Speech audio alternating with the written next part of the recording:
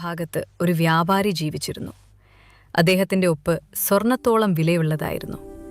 Persian പട്ടുതുണികളും അപൂർവമായ സുഗന്ധവ്യഞ്ജനങ്ങളും വെള്ളിക്കട്ടകളും നിറഞ്ഞ അദ്ദേഹത്തിന്റെ പാണ്ഡികശാലകൾ അത്രമേൽ വലുതായിരുന്നു. ഒന്ന് നടന്നു തീർക്കാൻ പോലും ഒരാൾക്ക് ഒരു ദിവസം മുഴുവൻ വേണ്ടിവരും. എന്നാൽ അദ്ദേഹത്തിന്റെ കൊട്ടാരത്തിനുള്ളിൽ കഥ മറ്റൊന്നായിരുന്നു. അവിടെ അദ്ദേഹത്തിന് 3 പെൺമക്കളുണ്ടായിരുന്നു. അതിലെ മൂത്തവരായ റോസലിൻഡും ഹോർട്ടൻസിയയും കണ്ണാടിക്ക് മുന്നിൽ മാത്രമേ ജീവിച്ചിരുന്നുള്ളൂ. അവരുടെ ഓരോ ദിവസവും ഫ്രാൻസിൽ നിന്നുള്ള ഏറ്റവും മികച്ച ലേസ് തുണികൾക്കും ഇറ്റലിയിൽ നിന്നുള്ള കനത്ത വെൽവെറ്റ് വസ്ത്രങ്ങൾക്കുമായി വാശി പിടിച്ചു തീർത്തു. ഏത് വജ്രമാലയാണ് തങ്ങളെ കൂടുതൽ രാജകീയമായി കാണിക്കുന്നതെന്ന് മണിക്കൂറുകൾ ചിന്തിച്ചുകൊണ്ട് അവർ സമയം കളയുമായിരുന്നു. പ്രഭുക്കന്മാരെ വിവാഹം കഴിച്ച് തങ്ങളുടേതിനേക്കാൾ വലിയ കൊട്ടാരങ്ങളിൽ താമസിക്കുന്നത് മാത്രമായിരുന്നു അവരുടെ ഏക സ്വപ്നം. ജോലി ചെയ്യുന്നവർ അവരെ സംബന്ധിച്ചിടത്തോളം പുച്ഛമായിരുന്നു. അവർ ദരിദ്രരെ പരിഹസിച്ചു. അവർ ധരിച്ച ആഭരണങ്ങളെ പോലെ തന്നെ അവരുടെ ഹൃദയങ്ങളും കടുപ്പമുള്ളതായിരുന്നു. എന്നാൽ അവിടെ ഇളയവളുണ്ടായിരുന്നു. അവളുടെ പേര് ബ്യൂട്ടി എന്നായിരുന്നു. അവളുടെ സഹോദരിമാർ നൃത്തങ്ങളിലും വിരുന്നുകളിലും പങ്കെടുക്കുമ്പോൾ ബ്യൂട്ടിയെ മിക്കപ്പോഴും വായനശാലയിലോ തോട്ടത്തിലോ കാണാമായിരുന്നു. അവൾക്ക് പൊന്നിനോടോ പ്രശസ്തിയോടോ താല്പര്യമില്ലായിരുന്നു. അവളുടെ ചർമ്മം പാൽപ്പാട പോലെയായിരുന്നു. അവളുടെ കണ്ണുകളിൽ മറ്റാർക്കുമില്ലാത്ത ബുദ്ധിയുടെ തിളക്കമുണ്ടായിരുന്നു. അവൾ കുതിരലായത്തിലെ പയ്യനോടും രാജാവിനോടും ഒരേപോലെ ദയ കാണിച്ചു. അച്ഛൻ പലപ്പോഴും വാതിലിലൂടെ അവളെ നോക്കി നിൽക്കുമായിരുന്നു. അദ്ദേഹത്തിന്റെ മുഖത്ത് ഒരു പുഞ്ചിരിയുണ്ടായിരുന്നു. തന്റെ സ്വർണം തന്നെ ശക്തനാക്കിയെങ്കിലും ബ്യൂട്ടിയുടെ ദയയാണ് തന്നെ ശരിക്കും സമ്പന്നനാക്കിയതെന്ന് അദ്ദേഹത്തിന് അറിയാമായിരുന്നു. എന്നാൽ പെട്ടെന്ന് കാര്യങ്ങൾ മാറിമറിഞ്ഞു. ആ വലിയ സമ്പാദ്യമെല്ലാം തകർത്തെറിയുന്ന ഒരു വൻ ദുരന്തം അവരെ തേടിയെത്തി. അതവരെ വെറും കയ്യോടെയാക്കി. ഒടുവിൽ അവരുടെ സ്വഭാവം മാത്രം ബാക്കിയാക്കി. പഴഞ്ചൊല്ല് പറയും പോലെ അഹങ്കാരം നാശത്തിന് കാരണമായി. തന്റെ സ്വർണ്ണ സാമ്രാജ്യം എന്നും നിലനിൽക്കുമെന്ന് അയാൾ കരുതി. പെട്ടെന്ന് ആകാശം ഇരുണ്ടുകൂടി. മാരകമായ ഒരു കൊടുങ്കാറ്റിന്റെ ലക്ഷണങ്ങൾ ആകാശത്ത് തെളിഞ്ഞു വന്നു.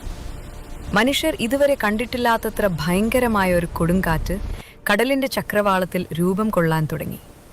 ആ വ്യാപാരിയുടെ ആത്മാവിനെ പരീക്ഷിക്കാൻ കടലിലെ ദേവന്മാർ തന്നെ തീരുമാനിച്ചതുപോലെയായിരുന്നു അത്.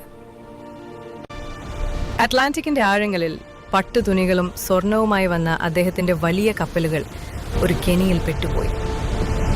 തിരമാലകൾ പർവ്വതങ്ങളെപ്പോലെ ഉയർന്നു പൊങ്ങി ആ കപ്പലുകൾക്ക് മേൽ ആഞ്ഞടിച്ചു. നാവികർ ഭയന്ന് നിലവിളിച്ചു. ആ കപ്പൽ തൂണുകൾ ഉണങ്ങിയ ചില്ലകൾ പോലെ ഒടിഞ്ഞു തൂങ്ങി. ഒടുവിൽ ആ സമ്പാദ്യമെല്ലാം സമുദ്രത്തിന്റെ അഗാധമായ നിശബ്ദതയിലേക്ക് ഒന്നൊന്നായി താഴ്ന്നുപോയി. ആ വാർത്ത ഒരു തണുത്ത കാറ്റായി ആ നഗരത്തിലെത്തി. വ്യാപാരിയുടെ തകർച്ച അതൊരു മരവിപ്പിക്കുന്ന സത്യമായി മാറി.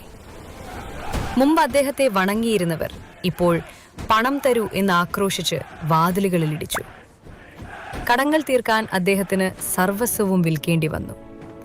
ആ വലിയ കൊട്ടാരവും ആഡംബരങ്ങളും ഒന്നൊന്നായി എടുത്തുമാറ്റപ്പെട്ടു.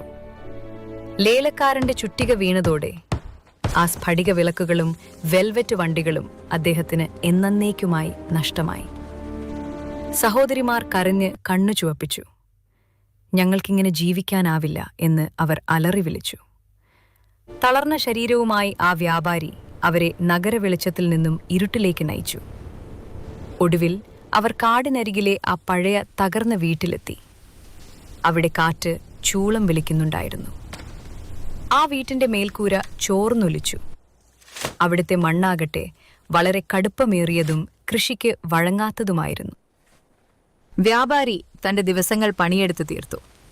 പട്ടുപോലെ മൃദുവായ അദ്ദേഹത്തിന്റെ കൈകളിൽ ഇപ്പോൾ തഴമ്പും മണ്ണും നിറഞ്ഞിരുന്നു. ആ സഹോദരിമാർ തങ്ങളുടെ നഷ്ടപ്പെട്ട വജ്രങ്ങളെ ഓർത്ത് ആ മണ്ണിലിരുന്ന് വിലപിച്ചു. എന്നാൽ ബ്യൂട്ടി പരാതിപ്പെട്ടില്ല.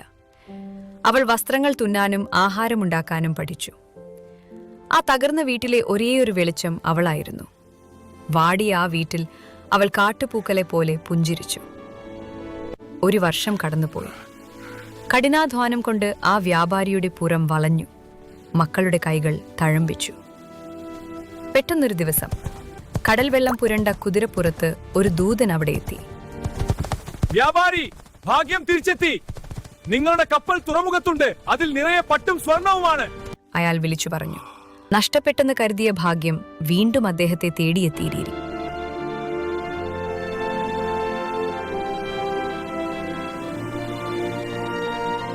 സഹോദരിമാർ അത്യാഗ്രഹത്തോടെ അലറി വിളിച്ചു, അച്ഛാ, ഞങ്ങൾക്ക് ചുവന്ന വെൽവെറ്റ് വസ്ത്രങ്ങളും മുന്തിരിപ്പഴത്തോളം വലിപ്പമുള്ള മരതകമാലകളും കൊണ്ടുവരൂ. എന്നാൽ വ്യാപാരി ബ്യൂട്ടിയെ നോക്കി. അവർ ശാന്തമായി ഒരു പഴയ വസ്ത്രം തുന്നുകയായിരുന്നു. മോളെ, നിനക്കെന്താണ് വേണ്ടത്? അദ്ദേഹം ചോദിച്ചു. അച്ഛാ, എനിക്ക് ഒരൊറ്റ റോസാപ്പൂ മാത്രം മതി, അവൾ മെല്ലെ പറഞ്ഞു. ഇവിടെ ശീതകാലം വളരെ ദൈർഘ്യമുള്ളതാണ്. എനിക്ക് ആ പൂന്തോട്ടത്തിന്റെ മണം ഒരുപാട് മിസ് ചെയ്യുന്നുണ്ട്. തന്റെ കുടുംബത്തിന് പഴയ പ്രതാപം തിരിച്ചു കൊടുക്കാമെന്ന പ്രതീക്ഷയോടെ വ്യാപാരി 3 ദിവസം യാത്ര ചെയ്തു. തുറമുഖത്തെത്തിയപ്പോൾ ആ കപ്പൽ വെറുമൊരു അസ്ഥികൂടമായിരുന്നു. അതിന്റെ തൂണുകളും ചരക്കുകളും കടക്കാർ വിറ്റഴിച്ചിരുന്നു. വന്നതിനേക്കാൾ വലിയ ദാരിദ്ര്യത്തിലായിരുന്നു അദ്ദേഹം ഇപ്പോൾ. ഭാരമേറിയ ഹൃദയത്തോടെ അദ്ദേഹം മടക്കയാത്ര തുടങ്ങി. ആ വലിയ കാട്ടിലൂടെ അദ്ദേഹം തന്റെ വീട്ടിലേക്കുള്ള ദൂരമേറിയ യാത്ര ആരംഭിച്ചു. രാത്രിയായതോടെ ആകാശം മഷി പോലെ ഇരുണ്ടു. അതൊരു വിചിത്രമായ ഇരുട്ടായിരുന്നു. പെട്ടെന്ന് മിഡ് സമ്മറായിട്ടും ഒരു മാന്ത്രിക മഞ്ഞുവീഴ്ച തുടങ്ങി. കാറ്റ് ആത്മാക്കളെ പോലെ ചൂളം വിളിച്ചു. മഞ്ഞ് അദ്ദേഹത്തിന്റെ കണ്ണുകളെ അന്ധമാക്കി. അദ്ദേഹത്തിന്റെ കുതിര വിറയ്ക്കുകയും മുന്നോട്ടു പോകാൻ വിസമ്മതിക്കുകയും ചെയ്തു. ആ തണുപ്പിൽ താൻ മരിക്കുമെന്ന് ആ അച്ഛൻ ഭയപ്പെട്ടു. തന്റെ പ്രിയപ്പെട്ട മകൾക്ക് ഒരൊറ്റ പൂവ് പോലും കൊണ്ടുകൊടുക്കാൻ അദ്ദേഹത്തിനായില്ല. എന്നാൽ ആ കടുത്ത മഞ്ഞുവീഴ്ചയ്ക്കിടയിൽ അദ്ദേഹം ഒരു വെളിച്ചം കണ്ടു. അതൊരു സ്വർണ്ണ നിറമുള്ള സ്ഥിരമായ തിളക്കമായിരുന്നു. അദ്ദേഹം ആ വെളിച്ചത്തെ പിന്തുടർന്നു. പെട്ടെന്ന് അന്തരീക്ഷം മാറിമറിഞ്ഞു. മഞ്ഞ് അപ്രത്യക്ഷമായി. കാറ്റട പച്ചപ്പുല്ലും പഴുത്ത പഴങ്ങൾ നിറഞ്ഞ മരങ്ങളുമുള്ള ഒരു വഴിയിലാണ് അദ്ദേഹം എത്തിയത്. ലോകം മുഴുവൻ ശീതകാലമായിട്ടും ഈ സ്ഥലം അത് മറന്നതുപോലെ തോന്നി. മരങ്ങളിൽ നിറയെ പലതരം പഴങ്ങൾ തൂങ്ങിക്കിടന്നു. അതൊരു അത്ഭുതകരമായ കാഴ്ചയായിരുന്നു. ആ പാതയുടെ അവസാനം സ്വർണവും സ്ഫടികവും കൊണ്ട് നിർമ്മിച്ച ഒരു കൊട്ടാരമായിരുന്നു. അതിന്റെ കവാടങ്ങൾ നിശബ്ദമായി തുറന്നു. അകത്ത് രാജകീയമായ ഒരു വിരുന്നുണ്ടായിരുന്നു. ചൂടുള്ള സൂപ്പും മാംസവും മുന്തിരിച്ചാറുമെല്ലാം അദ്ദേഹത്തെ കാത്തിരുന്നു. ഇവിടെ ആരെങ്കിലും ഉണ്ടോ? അദ്ദേഹം വിളിച്ചു ചോദിച്ചു. എന്നാൽ ആ കൊട്ടാരത്തിലെ നിശബ്ദത മാത്രമായിരുന്നു മറുപടി. ഭക്ഷണം കഴിച്ച ശേഷം അദ്ദേഹം വെൽവെറ്റ് കിടക്കയിൽ അഗാധമായ നിദ്രയിലാണ്ടു. താൻ ഇനി കാണുമോ എന്നറിയാത്ത വീടിനെക്കുറിച്ച് അദ്ദേഹം സ്വപ്നം കണ്ടു. കൊട്ടാരത്തിലെ സ്ഫടിക ജാലകങ്ങളിലൂടെ സൂര്യപ്രകാശം ഉള്ളിലേക്കെത്തി. വ്യാപാരി തന്റെ ഉറക്കത്തിൽ നിന്നും ഉണർന്നു. നന്ദി പറയാൻ അദ്ദേഹം ആരെയെങ്കിലും തിരഞ്ഞു. എന്നാൽ ആ ഹാലുകൾ ഒരു കല്ലറ പോലെ നിശബ്ദമായിരുന്നു. തനിക്കായി ഒരുക്കിയ പുതിയ വസ്ത്രങ്ങളും പലഹാരങ്ങളും അദ്ദേഹം കണ്ടു. അതൊരു അത്ഭുതമായിരുന്നു. തീർച്ചയായും ഏതോ ഒരു മാലാഖ എന്റെ കഷ്ടപ്പാടിൽ മനസ്സലിഞ്ഞതാകണം, അദ്ദേഹം ചിന്തിച്ചു.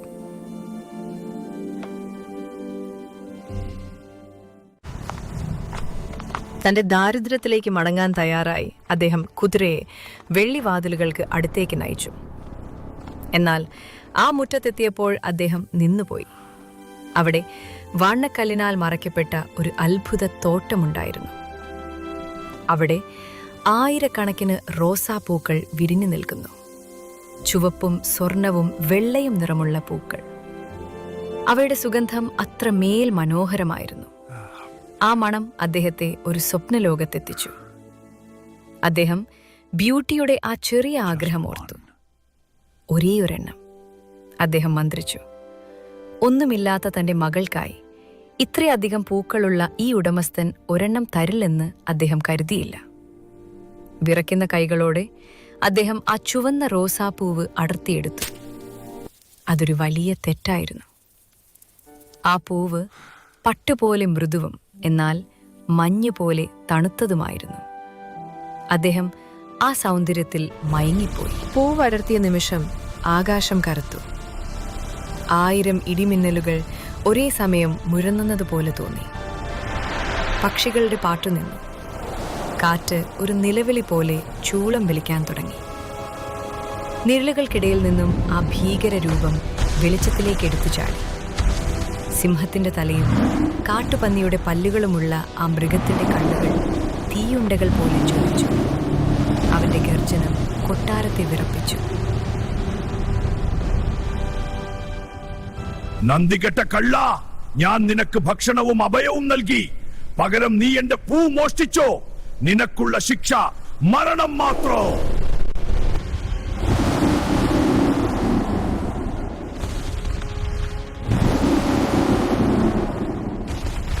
പ്രഭു, ദയവുണ്ടാകണം. ഞാനിത് മോഷ്ടിച്ചതല്ല.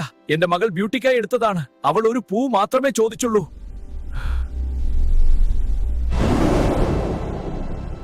മകളോ? എങ്കിൽ നമുക്കൊരു കരാറിലെത്താം. നിനക്ക് പകരം നിന്റെ മകൾ ഇങ്ങോട്ട് വരാൻ തയ്യാറാണെങ്കിൽ നിന്നെ ഞാൻ വിടാം. 3 മാസം. അതിനുള്ളിൽ അവൾ വന്നില്ലെങ്കിൽ ഞാൻ നിന്നെ തേടി വരും. നിന്റെ അവസാന ശ്വാസം അന്നായിരിക്കും.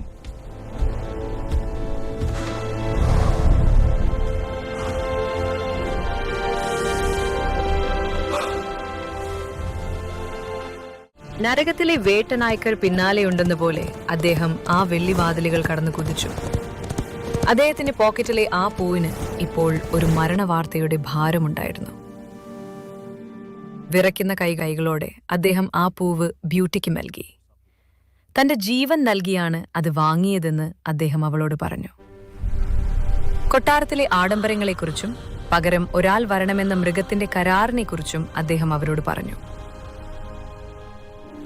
നീയാണ് ഇതിനെല്ലാം കാരണം. നീ ആ റോസാപ്പൂവ് ചോദിച്ചില്ലായിരുന്നെങ്കിൽ നിന്റെ അഹങ്കാരം ഞങ്ങളെ നശിപ്പിച്ച്.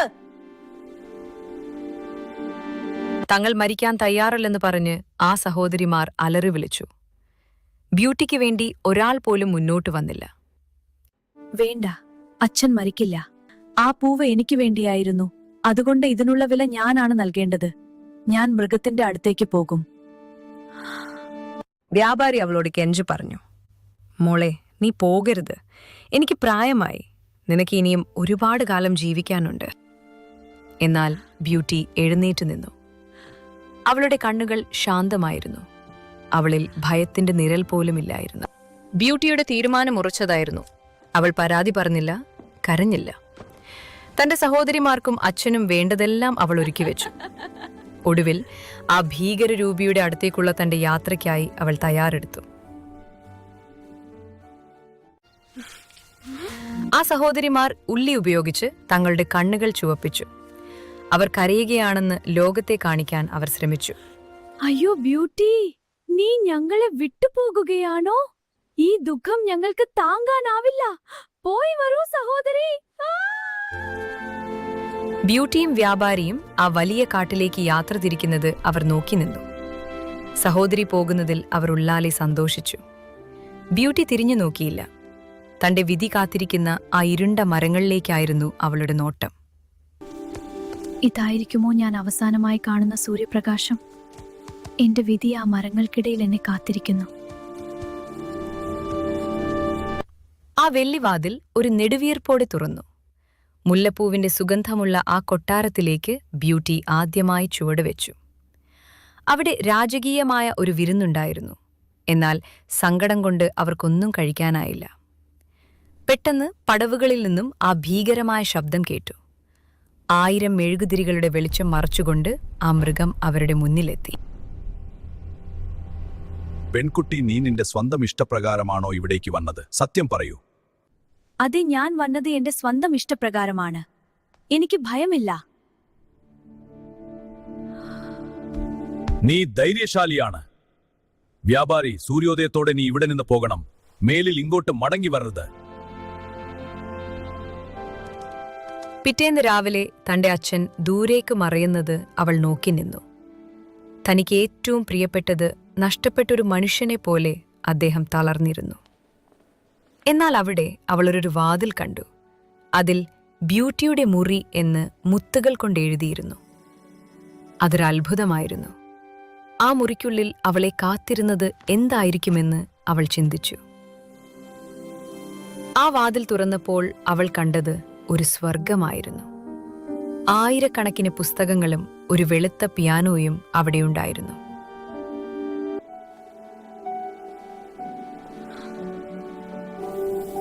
ഇവിടെ എഴുതിയിരിക്കുന്നത് ഞാൻ ഇവിടുത്തെ റാണിയാണെന്നാണ്.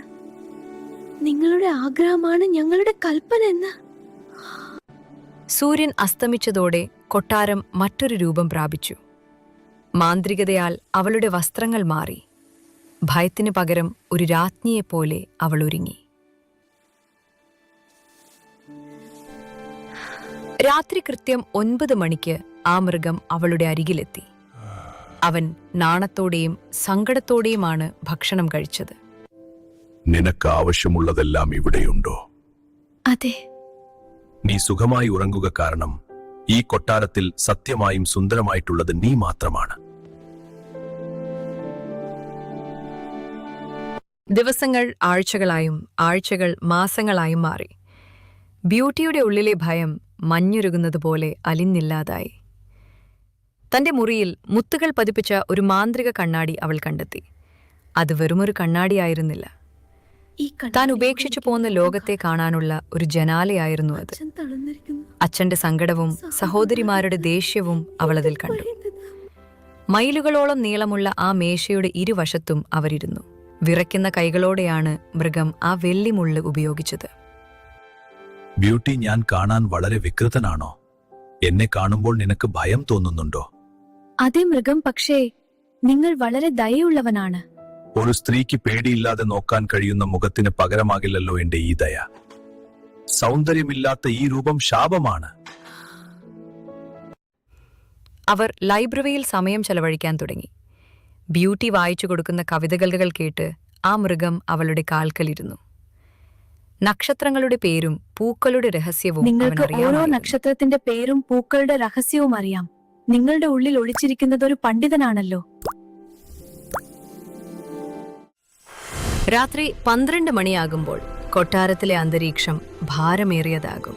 ഗൗരവമേറിയ ആ മണിമുഴക്കം എല്ലാവരെയും നിശബ്ദരാക്കും. ആ മൃഗം ബ്യൂട്ടി, എഴുന്നേറ്റ് നിന്ന് വിറയ്ക്കുന്ന നിനക്ക് എന്റെ ശബ്ദത്തിൽ പത്നിയാകാൻ അവളോട് കഴിയുമോ? ചോദിക്കും. നീ എന്നെ വിവാഹം കഴിക്കുമോ? ബ്യൂട്ടിയുടെ ഹൃദയം വേദനിക്കും. എങ്കിലും അവൾ ഇല്ല പറയും. മൃഗം, എനിക്കതിന് കഴിയില്ല, എന്നോട് ക്ഷമിക്കൂ. സങ്കടത്തോടെ അവൻ ഇരുളിലേക്ക് മറയും. പെട്ടെന്ന് ബ്യൂട്ടിയുടെ ഉള്ളിൽ ഒരു ഭയം വിറങ്ങലിച്ചു. അവൾ വേഗത്തിൽ ഓടി തന്റെ മാന്ത്രിക കണ്ണാടിയുടെ അടുത്തേക്ക് ചെന്നു. ആ കണ്ണാടിയിലെ ജലം ഒരു കറുത്ത കുളം പോലെ തിളച്ചു. മൂടൽമഞ്ഞ് മാറിയപ്പോൾ അവൾ കണ്ട കാഴ്ച അവളെ തളർത്തിക്കളഞ്ഞു. എന്റെ മോളെ, നീ എവിടെയാണ്? എനിക്ക് നിന്നെ ഒന്ന് കാണണം. തന്റെ അച്ഛൻ മരണക്കിടക്കയിൽ കിടക്കുന്ന കണ്ട് അവൾ അലറിക്കരഞ്ഞു. ആ ശബ്ദം കൊട്ടാരത്തിലാകെ പ്രതിധ്വനിച്ചു. ആ മൃഗം മുറിയിലേക്ക് വന്നപ്പോൾ അവന്റെ കാലടി ശബ്ദത്തിൽ തറ വിറച്ചു. ബ്യൂട്ടി മുട്ടുകുത്തി നിന്ന് കരയുകയായിരുന്നു. ഞാൻ മരിച്ചുപോയെന്നാണ് അച്ഛൻ കരുതുന്നത്. ആ കുറ്റബോധം അദ്ദേഹത്തെ കൊന്നുകൊണ്ടിരിക്കുകയാണ്. അവൾ ആ മൃഗത്തിന്റെ രോമനിബിഡമായ കൈകളിൽ മുറുകെ പിടിച്ചു. അദ്ദേഹത്തെ ഒന്ന് കാണാൻ എന്നെ അനുവദിക്കൂ. ഞാൻ മടങ്ങി വരും. എന്റെ ആത്മാവ് സാക്ഷിയാക്കി ഞാൻ സത്യം ചെയ്യുന്നു. തന്റെ അച്ഛനെ ഒന്ന് കാണാൻ അവൾ അവനോട് അപേക്ഷിച്ചു. അവന്റെ കണ്ണുകളിൽ വേദനയായിരുന്നു. ബ്യൂട്ടി ഇപ്പോൾ പോയാൽ ആ ശാപം ഒരിക്കലും മാറില്ലെന്ന് അവനറിയാമായിരുന്നു. ബ്യൂട്ടി, നീ പോയാൽ ഒരാഴ്ചയ്ക്കുള്ളിൽ എന്റെ ഹൃദയം പൊട്ടി ഞാൻ മരിക്കും. എന്റെ ഈ ജീവൻ നിന്റെ സാന്നിധ്യവുമായി ബന്ധപ്പെട്ടിരിക്കുന്നു. സങ്കടത്തോടെ അവൻ പറഞ്ഞു. എന്നാൽ ബ്യൂട്ടിയുടെ കരച്ചിൽ അവന് സഹിക്കാൻ കഴിഞ്ഞില്ല. നീലക്കല്ല് പതിപ്പിച്ച ഒരു സ്വർണ്ണ മോതിരം അവൻ അവൾക്ക് നൽകി. 7 ദിവസത്തിനുള്ളിൽ നീ മടങ്ങിയെത്തിയില്ലെങ്കിൽ ഞാൻ ഉദ്യാനത്തിൽ മരിച്ചു കിടക്കുന്നത് നീ കാണും. നിന്റെ അച്ഛന്റെ ജീവനാണ് എനിക്ക് പ്രധാനം. പോയിക്കോളൂ. ആ രാത്രി അവൾ തന്റെ വിരലിലെ മോതിരം തിരിച്ചു. പ്രിയപ്പെട്ട അച്ഛന്റെ പേര് മന്ത്രിച്ചു. പെട്ടെന്ന് കൊട്ടാരത്തിന്റെ സ്വർണ്ണ മതിലുകൾ മൂടൽ മഞ്ഞായി മാറി. പൂക്കളുടെ സുഗന്ധത്തിനു പകരം വിറകുപുകയുടെ മണം അവിടെ നിറഞ്ഞു. അവൾ കണ്ണുകൾ തുറന്നപ്പോൾ താൻ തന്റെ പഴയ വീട്ടിലാണെന്ന് തിരിച്ചറിഞ്ഞു. ഒരു രാജ്ഞിയായിരുന്ന അവൾ വീണ്ടും ഒരു മകളായി മാറി.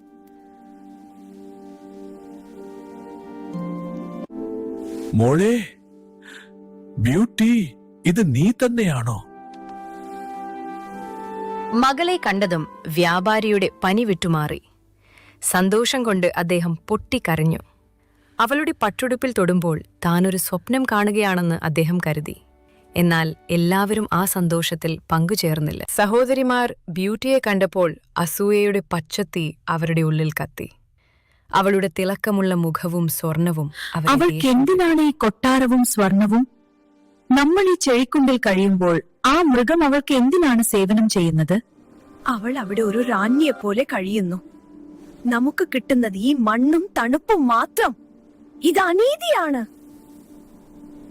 അവർ ഭീകരമായൊരു പദ്ധതി തയ്യാറാക്കി. 8-ാം ദിവസവും അവളെ ഇവിടെ നിർത്തിയാൽ ആ മൃഗം മരിക്കുമെന്ന് അവർക്കറിയാമായിരുന്നു. അവർ ഉള്ളി ഉപയോഗിച്ച് കണ്ണുകൾ ചുവപ്പിച്ചു. ബ്യൂട്ടിയെ സ്നേഹിക്കുന്നതുപോലെ അഭിനയിച്ച് അവർ അവളെ കെട്ടിപ്പിടിച്ചു. ബ്യൂട്ടിയുടെ ശുദ്ധമായ മനസ്സിന് അവരുടെ ചതി മനസ്സിലായില്ല. അച്ഛന്റെ സ്നേഹത്തിനും ആ മൃഗത്തോടുള്ള സത്യത്തിനുമിടയിൽ അവൾ തളർന്നുപോയി. 10-ാം രാത്രിയിൽ ഉറക്കം അവളെ പിടികൂടി. എന്നാൽ അതൊരു സമാധാനമുള്ള ഉറക്കമായിരുന്നില്ല. തന്റെ സ്വപ്നത്തിൽ അവൾ ആ മൃഗത്തെ കണ്ടു. കൊട്ടാരത്തിലെ ഉദ്യാനത്തിൽ അവൻ മരിച്ചുകൊണ്ടിരിക്കുകയായിരുന്നു. ബ്യൂട്ടി, നീ വന്നില്ലല്ലോ വിട എന്റെ പ്രിയപ്പെട്ടവളെ.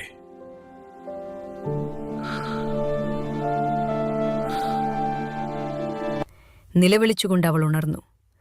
ഞാൻ എന്ത് ചതിയാണ് ചെയ്തത്? വിറയ്ക്കുന്ന കൈകളോടെ അവൾ ആ മോതിരം തിരിച്ചു. എന്നെ തിരികെ കൊണ്ടുപോകൂ. ആ തകർന്ന ഹൃദയത്തിനടുത്തേക്ക് എന്നെ എത്തിക്കൂ. പെട്ടെന്ന് സ്വർണ്ണ വെളിച്ചവും നിഴലുകളും ചേർന്ന് ഒരു കൊടുങ്കാറ്റായി മാറി.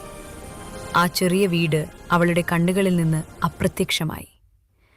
കണ്ണുകൾ തുറന്നപ്പോൾ അവൾ കൊട്ടാരത്തിലെ വലിയ ഹാളിലായിരുന്നു. പക്ഷെ അവിടെ മെഴുകുതിരികൾ അണഞ്ഞിരുന്നു. തീയാകെ കരിയായി മാറിയിരുന്നു. ഭയപ്പെടുത്തുന്നൊരു നിശബ്ദത അവിടെ നിറഞ്ഞു. ഇവിടെയാകെ ഇരുട്ടാണല്ലോ. തീ അണഞ്ഞിരിക്കുന്നു. മൃഗം, നിങ്ങൾ എവിടെയാണ്? ദയവായി മറുപടി പറയൂ. അവൾ കൊട്ടാരത്തിലൂടെ ഓടി. ഇടനാഴിയിലെ മുള്ളുകൾ അവളുടെ പട്ടുടുപ്പിനെ കീറിക്കളഞ്ഞു. മൃഗ, എവിടെയാണ് നിങ്ങൾ? ഞാൻ തിരികെ വന്നിരിക്കുന്നു. ദയവായി എന്നോട് സംസാരിക്കൂ. ലൈബ്രറിയും ഭക്ഷണശാലയും അവൾ തിരഞ്ഞു. അവിടെയാകെ പൊടിപടലങ്ങളും നിശബ്ദതയുമായിരുന്നു. ഒടുവിൽ അവൾ ആ ഉദ്യാനത്തിലേക്ക് ഓടി. പൂക്കളെല്ലാം കരിഞ്ഞുപോയിരുന്നു. മഞ്ഞുമൂടിയ ആ ജലധാരയ്ക്കരികിൽ അനക്കമില്ലാതെ കിടക്കുന്ന ഒരു രൂപം അവൾ കണ്ടു. അവൾ അവന്റെ അരികിൽ മുട്ടുകുത്തി. ആ തണുത്ത ശരീരം മടിയിൽ വെച്ച് അവൾ പൊട്ടിക്കരഞ്ഞു. എന്റെ പ്രിയപ്പെട്ട മൃഗം, എന്നോട് ക്ഷമിക്കൂ. എനിക്ക് നിങ്ങളെ മതി. നിങ്ങളുടെ ദയയെ ഞാൻ സ്നേഹിക്കുന്നു. നിങ്ങളുടെ ആത്മാവിനെ ഞാൻ സ്നേഹിക്കുന്നു. ഈ സ്വർണ്ണക്കൂട്ടിൽ എന്നെ തനിച്ചാക്കരുത്. ഞാൻ നിങ്ങളെ വിവാഹം കഴിക്കാം. ഞാൻ എന്നേക്കുമായി നിങ്ങളുടേതാണ്. ആ കണ്ണുനീർ തട്ടിയപ്പോൾ ഭൂമി കുലുങ്ങി. നക്ഷത്രങ്ങളിലേക്ക് നീളുന്ന ഒരു വെളുത്ത അഗ്നിപർവ്വതം ആ മൃഗത്തിന്റെ ശരീരത്തിൽ നിന്ന് ഉയർന്നു. 1000 സൂര്യന്മാരെക്കാൾ തിളക്കമുള്ള വെളിച്ചം അവിടെ നിറഞ്ഞു. കൊട്ടാരത്തിലെ ഇരുൾ നിഴലുകൾ എന്നേക്കുമായി വിറങ്ങലിച്ചുകൊണ്ട് ഓടിപ്പോയി. വെളിച്ചം മാറിയപ്പോൾ ആ മൃഗത്തിന് പകരം അതിസുന്ദരനായ ഒരു രാജകുമാരൻ അവിടെ ഉണ്ടായിരുന്നു. തന്റെ മനുഷ്യ കൈകൾ അവൻ അത്ഭുതത്തോടെ നോക്കി. ബ്യൂട്ടി, ഞാൻ വീണ്ടും മനുഷ്യനായിരിക്കുന്നു. എന്റെ കൈകൾ, ഈ മുഖം, ഇതെല്ലാം സത്യമാണോ? സംഗീതാത്മകമായ ശബ്ദത്തിൽ അവൻ പറഞ്ഞു. ആളുരൂപത്തെക്കാൾ ഉപരി എന്റെ ഹൃദയത്തെ നീ സ്നേഹിച്ച് ആ സ്നേഹം നൂറ്റാണ്ടുകൾ നീണ്ട ശാപത്തിന്റെ ചങ്ങലകൾ തകർത്തു. ലോകം കണ്ടതിൽ വെച്ച് ഏറ്റവും വലിയ വിവാഹമായിരുന്നു അത്. കൊട്ടാരമാകെ സന്തോഷത്താൽ നിറഞ്ഞു. വ്യാപാരി തന്റെ അവസാന കാലം ആ കൊട്ടാരത്തിൽ ബഹുമാനത്തോടെ ചിലവഴിച്ചു. മകളുടെ സന്തോഷം അദ്ദേഹത്തെ